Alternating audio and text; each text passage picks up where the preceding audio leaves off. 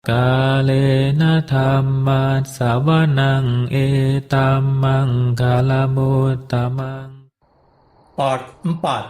Seni Hidup, The Art of Living. Meditasi Vipassana sebagaimana diajarkan oleh S.N. Goenka. Diringkas oleh William Hart, Vipassana Research Institute. Ahli bahasa Dr. Anda Yasodhara Wena Cintiawati, Dr. Anda Sujata Lani Anggawati.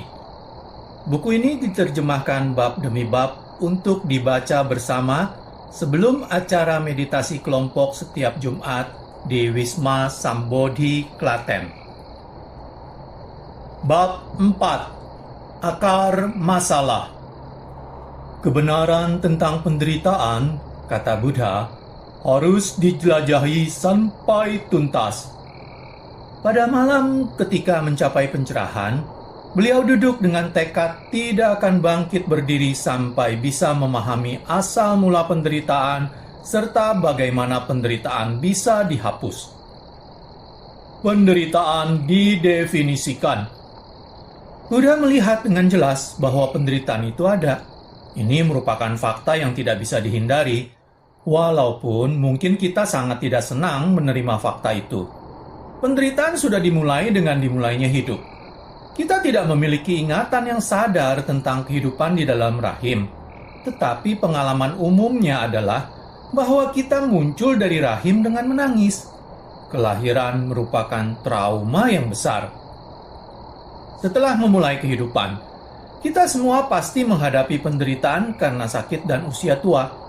Tetapi, tak peduli seberapa sakitnya kita, tak peduli betapa lapuk dan rentannya kita, tak seorang pun ingin mati karena kematian merupakan misteri yang besar. Setiap makhluk hidup harus menghadapi semua penderitaan ini, dan sewaktu melewati kehidupan, kita pasti menghadapi berbagai penderitaan ini, berbagai jenis rasa sakit fisik dan mental. Kita berhubungan dengan yang tidak menyenangkan dan berpisah dengan yang menyenangkan. Kita tidak memperoleh apa yang kita inginkan dan malahan memperoleh apa yang tidak kita inginkan. Semua situasi ini merupakan penderitaan. Contoh-contoh penderitaan sudah sangat jelas bagi orang yang secara mendalam memikirkan tentang penderitaan. Tetapi, sang calon Buddha tidak puas hanya dengan penjelasan intelektual yang terbatas. Beliau terus menjelajahi dirinya sendiri untuk mengalami sifat penderitaan yang sebenarnya. Dan beliau menemukan bahwa kemelekatan pada 5 kanda atau gugus kehidupan merupakan penderitaan. Pada tingkat yang sangat dalam, penderitaan merupakan kemelekatan besar yang telah kita kembangkan pada tubuh ini dan pada pikiran ini, dengan winyana atau kognisi, sanya, persepsi, wedana, sensasi, dan sangkara, reaksinya. Orang melekat erat pada identitasnya, keberadaan mental dan fisiknya, padahal sebenarnya yang ada hanyalah proses-proses yang terus berjalan. Kemelekatan pada ide diri yang tak nyata ini, kemelekatan pada sesuatu yang sebenarnya selalu berubah ini, merupakan penderitaan. Kemelekatan. Ada berbagai jenis kemelekatan. Pertama, ada kemelekatan pada kebiasaan mencari pemuasan sensual. Seorang pecandu akan minum obat-obat terlarang karena dia ingin mengalami sensasi menyenangkan yang diakibatkan oleh obat-obat itu di dalam dirinya. Padahal dia tahu bahwa dengan meminumnya, dia akan makin kecanduan. Demikian pula, kita kecanduan pada kondisi kelobhaan. Begitu satu keinginan terpenuhi, segera kita menimbulkan keinginan lain. Objeknya bisa beraneka, tetapi nyatanya kita terus berusaha untuk mempertahankan keadaan melobhai sesuatu. Karena kelobhaan ini menimbulkan sensasi yang menyenangkan, yang ingin kita perlama. Kelobhaan menjadi kebiasaan yang tidak bisa kita patahkan, sehingga kita menjadi kecanduan. Seorang pecandu lambat laun akan mengembangkan toleransi terhadap obat tertentu dan kemudian membutuhkan dosis yang makin besar untuk bisa mencapai tingkat mabuk kepayang. Begitu pula kelobahan kita. Makin lama makin kuat karena kita makin berusaha memuaskan kelobahan itu. Dengan demikian, kita tak pernah sampai pada akhir kelobahan. Dan selama kita melobai sesuatu, kita tidak akan pernah bahagia. Kemelekatan yang kedua ada pada diri, pada aku, pada ego, pada bayangan yang kita miliki tentang diri kita sendiri. Bagi kita masing-masing, aku ini adalah orang yang paling penting di dunia. Kita bertingkah laku bagaikan suatu magnet yang dikelilingi oleh serbuk besi. Magnet itu secara otomatis akan mengatur serbuk dalam pola yang berpusat padanya. Dan tanpa banyak perenungan, secara insting kita mencoba mengatur dunia ini menurut kehendak kita. Berusaha menarik masuk apa yang menyenangkan dan mendorong keluar apa yang tidak menyenangkan. Padahal sebenarnya, tak seorang pun dari kita yang merupakan dunia sendiri. Satu aku pasti akan konflik dengan aku yang lain. Pola yang ingin kita ciptakan ini ternyata terganggu oleh medan magnet orang lain. Dan kita sendirilah yang kemudian terpengaruh oleh penarikan atau penolakan itu. Tak bisa lain, hasilnya adalah ketidakbahagiaan, penderitaan. Juga kita tidak membatasi kemelekatan pada aku ini saja. Kita memperluasnya pada milikku, pada apa yang menjadi milik kita. Kita masing-masing mengembangkan kemelekatan yang besar pada apa yang kita miliki, karena milik kita itu berhubungan dengan diri kita. Dan itu mendukung bayangan tentang aku. Kemelekatan ini sebenarnya tidak akan menimbulkan masalah seandainya saja apa yang kita sebut milikku itu abadi. Dan seandainya saja aku ini bisa selalu menikmatinya secara abadi. Namun faktanya adalah, cepat atau lambat, aku ini pasti terpisah dari milikku. Saat berpisah pasti akan datang. Pada saat berpisah itu, makin besar kemelekatan pada milikku, makin besar pula penderitaannya. Kemelekatan masih terus berkembang. Kemelekatan ketiga ada pada pandangan kita dan kepercayaan kita. Tak jadi soal apa sebenarnya intisari dari pandangan dan kepercayaan itu. Tak jadi soal apakah itu benar atau salah. Namun bila kita melekatinya, maka kita tidak akan bahagia. Kita masing-masing merasa yakin bahwa pandangan dan tradisi kita adalah yang terbaik. Dan kita menjadi sangat jengkel bila mana kita mendengar kritikan. Jika kita mencoba menjelaskan pandangan kita dan orang tidak bisa menerimanya, lagi-lagi kita merasa jengkel. Kita tidak bisa menerima bahwa tiap orang mempunyai kepercayaan sendiri. Padahal, tidak ada gunanya berbantahan tentang pandangan mana yang benar. Akan lebih bermanfaat bila kita mengesampingkan prakonsepsi kita untuk kemudian mencoba melihat realita. Sayangnya, kemelekatan kita pada pandangan-pandangan itu membuat kita tidak bisa melihat realita. Akibatnya, kita menjadi tidak bahagia. Akhirnya, ada kemelekatan pada bentuk-bentuk dan upacara keagamaan. Kita cenderung lebih memberi penekanan pada ekspresi luar agama daripada pada pengertian intinya. Kita cenderung merasa bahwa orang yang tidak menjalankan upacara-upacara seperti itu tidak bisa menjadi benar-benar religius. Kita lupa bahwa tanpa intisarinya, aspek formal agama hanyalah kulit yang kosong belaka. Kesalehan dalam mengucapkan doa atau menjalankan upacara merupakan hal yang tak ada nilainya bila pikiran tetap dipenuhi kemarahan, nafsu, dan niat buruk. Untuk bisa benar-benar saleh, kita harus mengembangkan sikap beragama, kemurnian hati, cinta kasih, dan kasih sayang pada semua makhluk.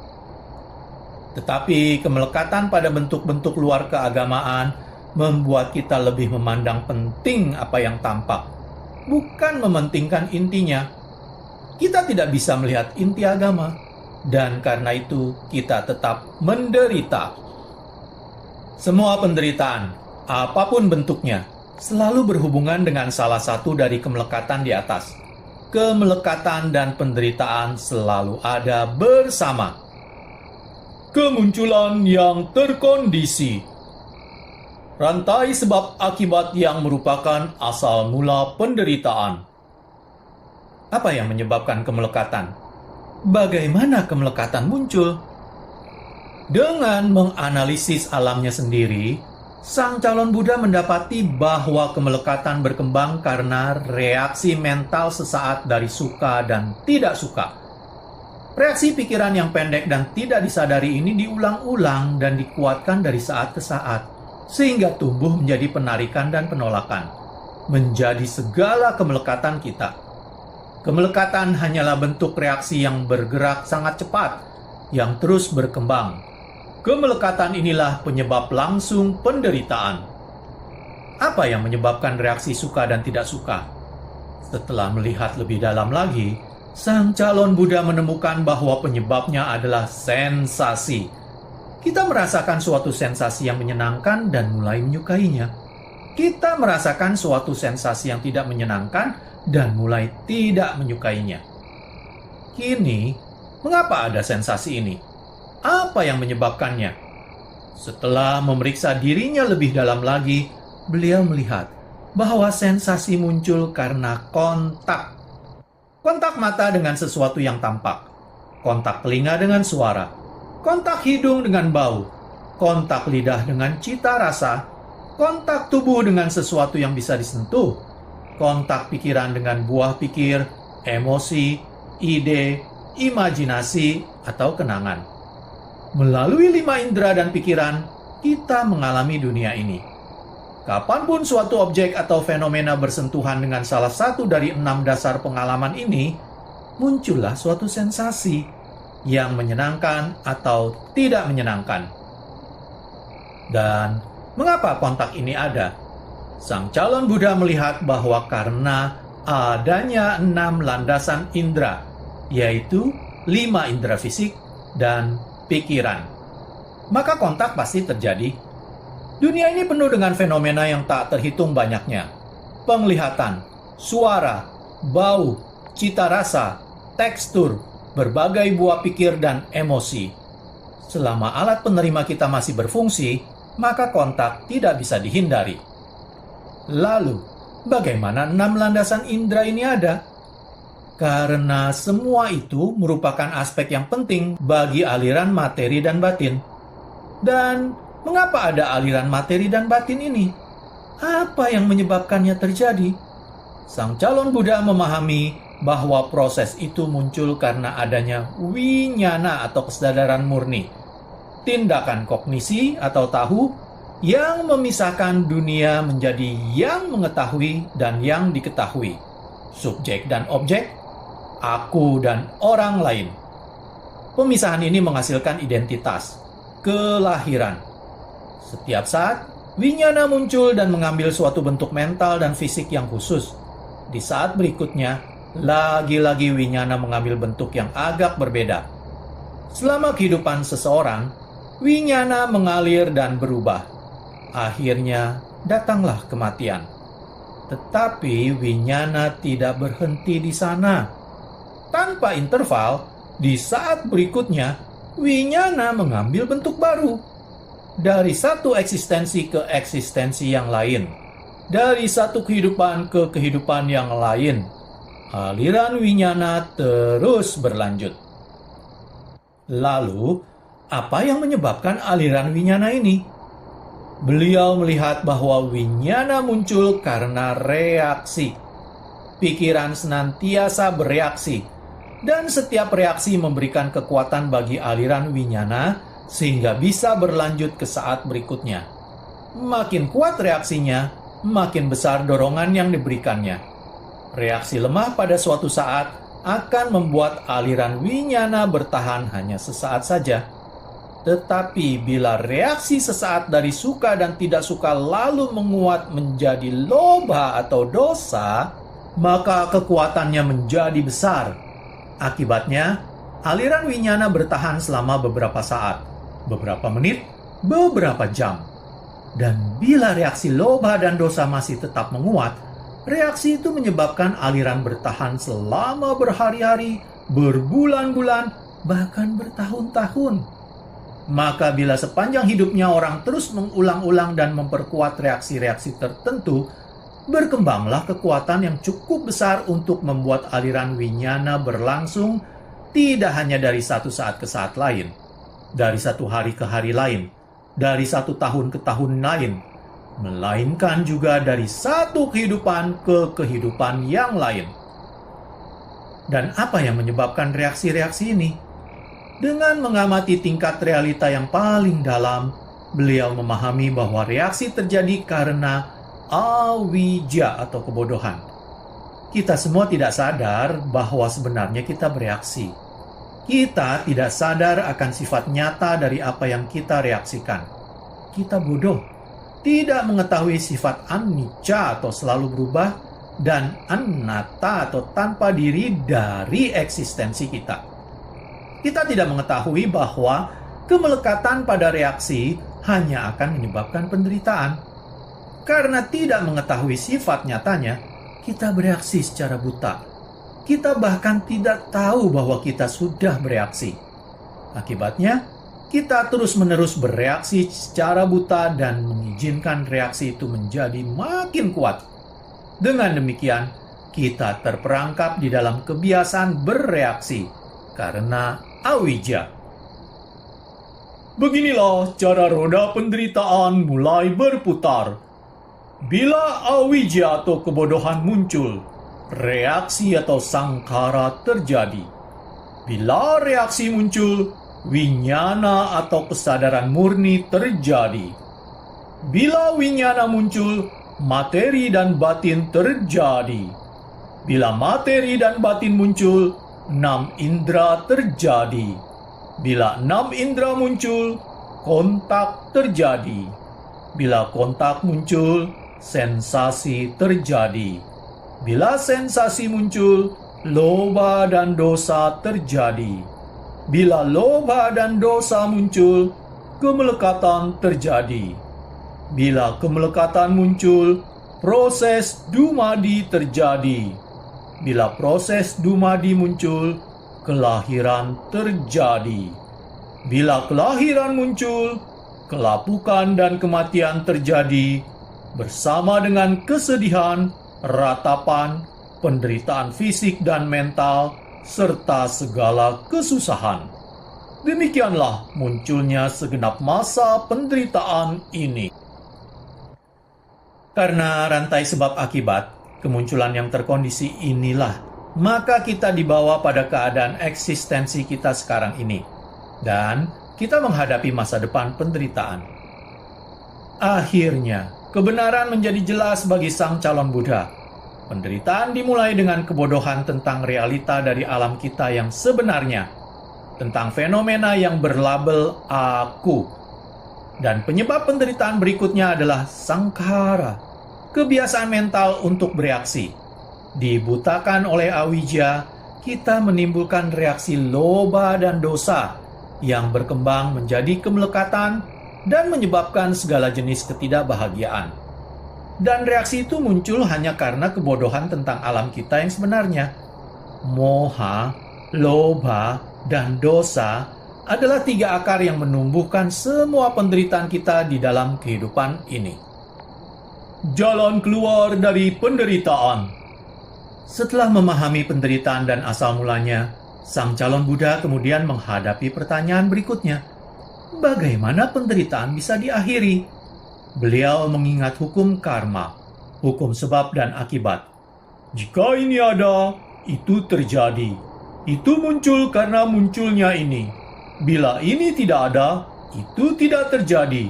Itu lenyap karena lenyapnya ini. Tak ada sesuatu pun yang terjadi tanpa suatu penyebab. Jika penyebabnya dihapus, tidak akan ada akibat. Dengan demikian, proses munculnya penderitaan bisa diputar balikkan. Bila kebodohan dihapus dan sepenuhnya berhenti, reaksi berhenti. Bila reaksi berhenti, winyana berhenti. Bila winyana berhenti, materi dan batin berhenti. Bila materi dan batin berhenti, 6 indera berhenti. Bila 6 indera berhenti, kontak berhenti. Bila kontak berhenti, sensasi berhenti. Bila sensasi berhenti, loba dan dosa berhenti. Bila loba dan dosa berhenti, kemelekatan berhenti. Bila kemelekatan berhenti, proses dumadi berhenti. Bila proses dumadi berhenti, kelahiran berhenti. Bila kelahiran berhenti, kelapukan dan kematian berhenti, bersama dengan kesedihan, ratapan, penderitaan fisik dan mental, serta segala kesusahan. Demikianlah segenap masa penderitaan berhenti. Bila kita mengakhiri kebodohan, maka tidak akan ada lagi reaksi buta yang menyebabkan bangkitnya segala bentuk penderitaan. Dan bila tidak ada lagi penderitaan, maka kita akan mengalami rasa kedamaian yang benar, kebahagiaan yang benar.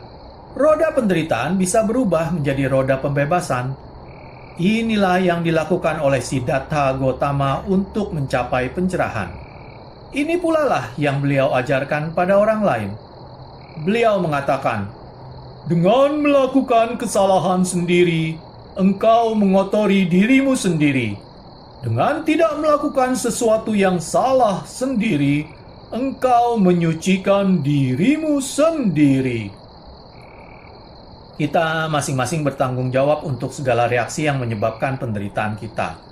Dengan menerima tanggung jawab kita masing-masing, maka kita bisa mempelajari cara untuk menghilangkan penderitaan. Aliran eksistensi yang berlanjut. Dengan roda kemunculan yang terkondisi, Buddha menjelaskan proses tumimba lahir atau samsara. Di India pada zaman itu, konsep ini secara umum telah diterima sebagai fakta. Bagi banyak orang sekarang, konsep ini mungkin merupakan doktrin yang tampak aneh atau malahan tak beralasan. Tetapi, sebelum menerima atau menolaknya, kita harus memahaminya sebagaimana adanya secara benar. Jangan sampai kita memahami secara tidak benar. Samsara merupakan siklus eksistensi yang berulang-ulang. Rangkaian dari kehidupan-kehidupan masa lampau dan masa depan. Perbuatan-perbuatan kita merupakan kekuatan yang memaksa kita masuk ke dalam kehidupan satu atau kehidupan lain. Setiap kehidupan, rendah atau tinggi, akan serupa dengan perbuatan-perbuatan kita, rendah atau luhur. Dalam hal ini, konsep itu pada dasarnya tidak berbeda dari konsep-konsep banyak agama yang mengajarkan eksistensi masa mendatang. Di masa mendatang itulah saat kita menerima balasan atau ganjaran untuk tindakan-tindakan kita di dalam kehidupan ini.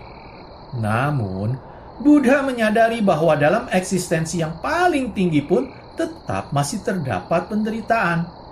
Karena itu, kita harus tidak hanya berjuang untuk bisa terlahir dalam kehidupan yang beruntung, karena pada senyatanya tidak ada kelahiran yang benar-benar beruntung. Tujuan kita justru harus pembebasan dari segala penderitaan. Bila kita membebaskan diri dari siklus penderitaan, kita mengalami kebahagiaan yang bukan merupakan perpaduan, yang lebih besar dari kesenangan duniawi apapun. Buddha mengajarkan suatu cara untuk mengalami kebahagiaan seperti itu di dalam kehidupan ini juga. Arti samsara bukanlah seperti yang banyak dikenal, yaitu transmigrasinya suatu jiwa atau diri yang mempertahankan identitas pasti melalui reinkarnasi yang berulang-ulang. Buddha mengatakan bahwa bukan itu yang terjadi. Beliau menegaskan bahwa tidak ada identitas tak berubah yang lewat dari satu kehidupan ke kehidupan lain. Bagaikan dari sapi ada susu, dari susu, dadih. Dari dadih, mentega. Dari mentega segar, mentega bening. Dari mentega bening, cairan seperti krim. Demikian juga, pada satu saat hanya keadaan eksistensi masa kinilah yang dianggap nyata, bukan keadaan eksistensi masa lampau atau masa depan. Buddha tidak berpegang pada pandangan bahwa suatu prinsip ego yang pasti direinkarnasikan ke dalam kehidupan yang berurutan. Namun beliau juga tidak beranggapan bahwa tidak ada eksistensi masa lampau dan masa depan. Justru beliau menyadari dan mengajarkan bahwa proses dumadilah yang berlangsung dari satu eksistensi ke eksistensi lain, selama tindakan kita memberi daya dorong pada proses itu. Sekalipun seseorang percaya bahwa tidak ada eksistensi selain masa kini ini, roda kemunculan yang terkondisi tetap mempunyai relevansi. Pada saat kita tidak mempedulikan reaksi kita sendiri yang membuta, kita menciptakan penderitaan yang kita alami di sini dan kini. Jika kita menghapus kebodohan dan berhenti bereaksi secara membuta, maka kita akan mengalami kedamaian yang diakibatkannya di sini dan kini. Surga dan neraka ada di sini dan kini, dan bisa dialami di dalam kehidupan ini, di dalam tubuh ini. Buddha berkata, jika seandainya atau orang percaya tidak ada dunia lain, tidak ada ganjaran di masa mendatang untuk tindakan-tindakan yang baik atau hukuman untuk tindakan-tindakan yang jahat, tetap saja di dalam kehidupan ini orang bisa hidup dengan bahagia dengan cara menjaga diri agar bebas dari kebencian, niat buruk, dan kecemasan. Tidak peduli apakah kita percaya atau tidak percaya pada eksistensi masa lampau atau masa mendatang, kita masih tetap menghadapi masalah-masalah kehidupan masa kini, masalah-masalah yang disebabkan oleh reaksi kita yang buta. Yang paling penting bagi kita adalah mengatasi masalah-masalah itu sekarang, mengambil langkah menuju akhir dari penderitaan kita dengan cara mengakhiri kebiasaan bereaksi. Dan sekarang ini juga mengalami kebahagiaan pembebasan. Tanya jawab. Tanya, apakah tidak mungkin ada loba dan dosa yang bermanfaat? Misalnya saja, membenci ketidakadilan, menginginkan kebebasan, mengkhawatirkan kerugian fisik. S.N. Goenka. Dosa dan loba tidak pernah bisa bermanfaat. Keduanya akan selalu membuat Anda tegang dan tidak bahagia. Jika Anda bertindak dengan loba dan dosa di pikiran, Anda mungkin akan sampai ke tujuan yang sama, tetapi Anda menggunakan sarana yang tidak sehat untuk mencapainya. Memang, Anda harus melakukan tindakan untuk melindungi diri dari bahaya. Tetapi, bila Anda melakukannya karena dorongan rasa takut, maka Anda mengembangkan keruwetan ketakutan yang akan merugikan Anda dalam jangka panjang. Atau bisa juga, dengan kebencian di dalam pikiran, Anda berhasil menggempur ketidakadilan. Tetapi kebencian itu akan menjadi keruwetan mental yang merugikan. Anda memang harus berjuang melawan ketidakadilan. Anda harus melindungi diri dari bahaya. Tetapi, toh Anda bisa melakukannya dengan pikiran yang seimbang, tanpa ketegangan. Dan dengan cara yang seimbang, Anda bisa bekerja untuk mencapai sesuatu yang baik karena kasih sayang kepada yang lain. Keseimbangan pikiran selalu membantu dan akan memberikan hasil yang terbaik. Apa salahnya menginginkan materi agar kehidupan kita bisa menjadi lebih nyaman? Jika materi itu merupakan persyaratan murni, tidak ada salahnya. Asalkan Anda tidak menjadi melekat. Misalnya, Anda haus dan Anda ingin air. Tidak ada yang tidak sehat di dalam hal itu. Anda membutuhkan air, jadi Anda bekerja. Setelah memperolehnya, Anda melepaskan dahaga. Tetapi, jika itu menjadi obsesi, maka hal itu tidak akan menolong sama sekali. Obsesi malahan akan merugikan Anda. Untuk kebutuhan apapun yang memang Anda perlukan, bekerjalah untuk memperolehnya. Jika Anda tidak berhasil mendapatkan sesuatu, tersenyumlah dan berusahalah lagi dengan cara lain. Jika Anda berhasil, maka nikmatilah apa yang telah Anda peroleh, tetapi tanpa kemelekatan. Bagaimana dengan berencana untuk masa depan? apakah Anda akan menyebutnya sebagai lobha? Sekali lagi, kriterianya adalah apakah Anda melekat pada rencana Anda. Jelas, setiap orang harus membekali diri untuk menghadapi masa depan. Jika rencana Anda tidak berhasil dan Anda mulai menangis, nah, Anda tahu bahwa Anda melekat. Tetapi, jika Anda tidak berhasil dan masih bisa tersenyum sambil berpikir, aku telah melakukan yang terbaik, jadi memangnya kenapa jika gagal? Aku akan berusaha lagi. Kalau demikian, Anda bekerja dengan tidak melekat dan Anda tetap bahagia. Kedengarannya, usaha untuk menghentikan roda kemunculan yang saling bergantungan itu seperti bunuh diri, penghancuran, atau anihilasi. Mencoba menghancurkan kehidupan tentu saja merugikan. Tetapi sebaliknya, lobha mengukuhi kehidupan pun juga merugikan. Sebaliknya, orang harus belajar membiarkan alam melakukan kerjanya, tanpa lobha akan apapun, bahkan tanpa lobha terhadap pembebasan. Tetapi Anda mengatakan bahwa jika rantai sangkara akhirnya berhenti, maka tumimbal lahir pun berhenti. Ya, tetapi itu adalah cerita yang jauh. Perhatikan saja kehidupan kini. Jangan mencemaskan masa depan. Buatlah agar masa kini ini bagus, maka secara otomatis masa depan juga akan bagus. Tentu saja pada saat semua sangkara untuk tumimbal lahir telah lenyap, proses hidup dan mati pun berhenti. Kalau demikian, bukankah itu penghancuran, kepunahan? Itu penghancuran ilusi tentang aku, punahnya penderitaan. Itulah arti kata nibbana, padamnya kebakaran. Orang terus-menerus terbakar dalam lobha, dosa, dan moha. Jika kebakaran itu berhenti, penderitaan pun berhenti. Yang tertinggal hanyalah hal-hal positif. Tetapi tidaklah mungkin untuk melukiskannya dengan kata-kata, karena hal itu merupakan sesuatu yang berada di luar bidang indera. Anda akan mengetahui hal itu bila telah mengalaminya di dalam kehidupan ini. Dengan demikian, rasa takut akan penghancuran akan lenyap. Pada saat itu, apa yang terjadi pada kesadaran? Mengapa mengurusi hal itu?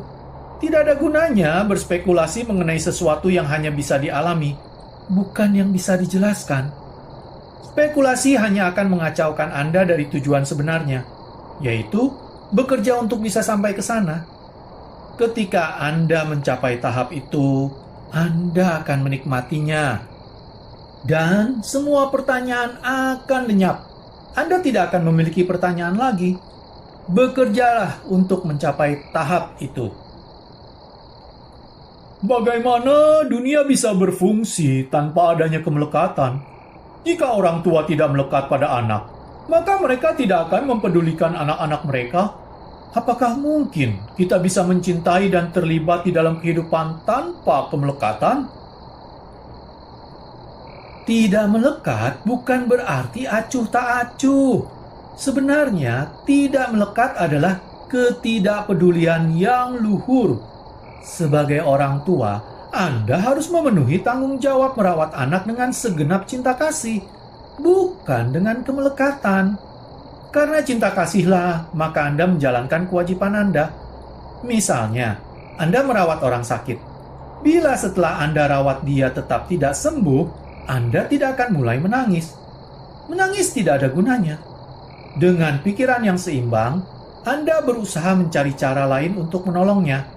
Inilah ketidakpedulian yang luhur, bukannya tanpa aksi, tetapi juga bukan reaksi, melainkan aksi positif yang nyata dengan pikiran yang seimbang.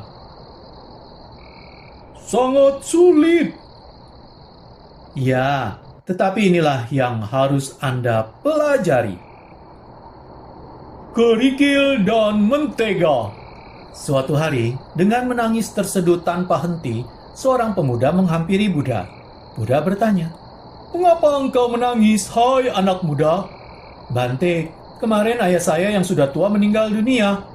"Ya, apa yang bisa dilakukan? Bila dia telah meninggal, menangis tidak bisa membuatnya hidup kembali." "Iya, Bante, hal itu saya paham. Menangis tidak akan membuat ayah saya kembali. Tetapi, saya datang kemari dengan satu permohonan.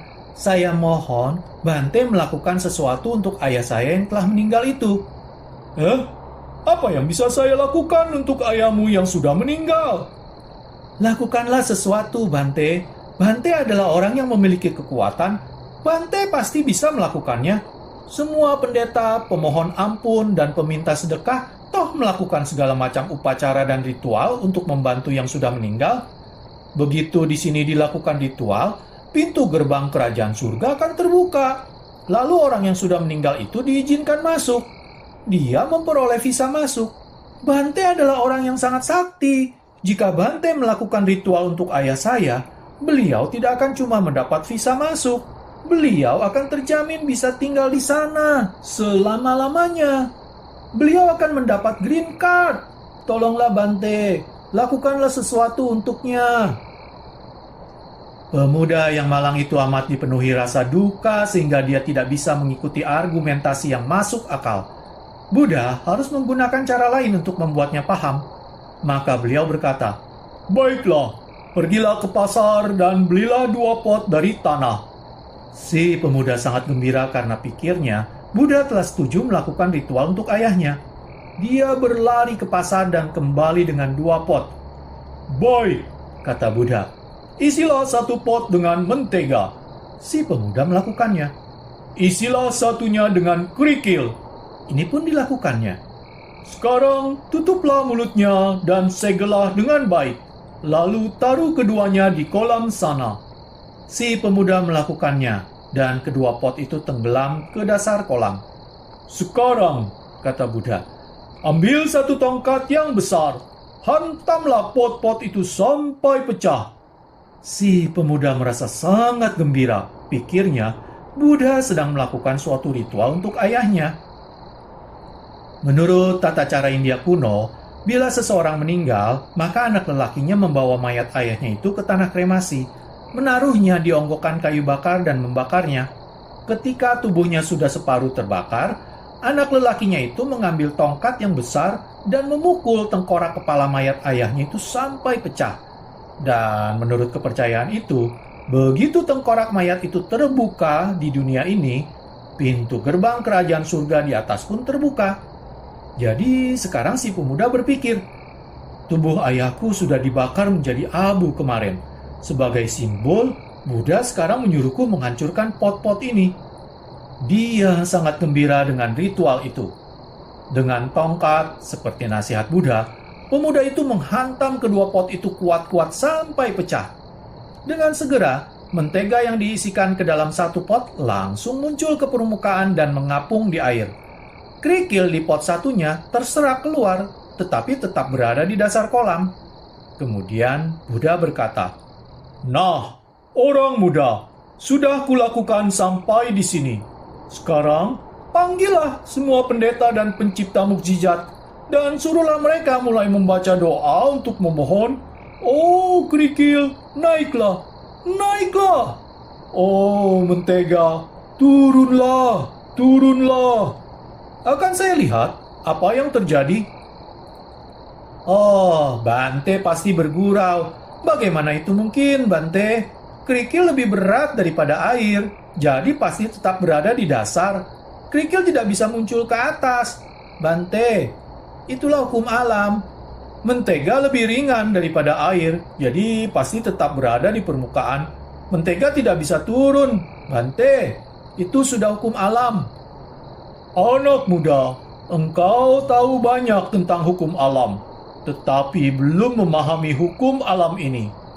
Jika sepanjang hidupnya ayahmu melakukan perbuatan-perbuatan yang berat seperti kerikil, dia pasti turun. Siapa yang bisa menaikkannya? Dan jika semua perbuatannya ringan seperti mentega, dia pasti naik. Siapa yang bisa menariknya turun?" Semakin dini kita memahami hukum alam dan mulai hidup sesuai dengan hukum itu, semakin cepat kita keluar dari penderitaan kita. Demikianlah, selesai sudah saya membacakan bab 4 akar masalah. Pada video part selanjutnya, saya akan membacakan bab 5, pelatihan perilaku moral. Terima kasih. Kalena dhammat savanang etammang kalamuttamaଂ